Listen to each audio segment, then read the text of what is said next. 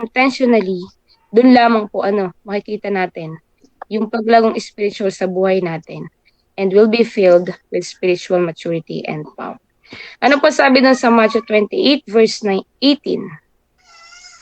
All authority, all power of absolute rule in heaven and on earth has been given to us. Kanino po ibinigay? Sa atin pong mga believers. The power to minister, the power to share the gospel, to speak in the name of Jesus, the power to approach God, the power to be called a child of God. In the name of Jesus, we have that power. Ano po? Kaya po mga kapwa ko mananampalataya, mga kapatid, we have given the power and the authority to speak in the name of Jesus. Katulad ni Paul, ano po?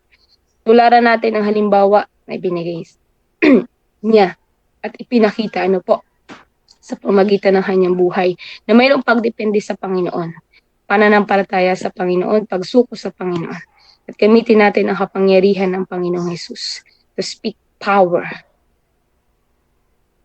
If the devil knows Jesus, the devil knows Paul, ano po kaya ang response niya sa atin ng mga disciple of Jesus? Sabihin din po kaya sa atin ng masamang espiritu, do I know you? Or sasabihin niya na, natatakot ako sa iyo.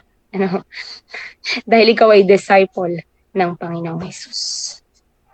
So, let us be reminded again, this time po as we pray, sama-samang pananalangin, all together, in unison, lahat po tayo.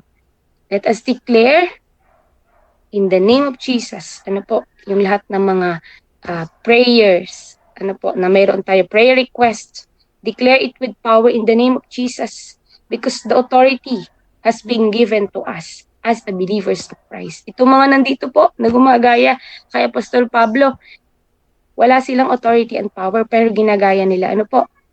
But the result is, wala po.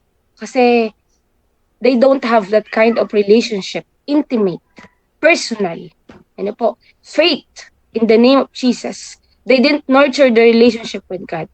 But we, as a believers of Christ, we are doing that. And let us use that power, this morning.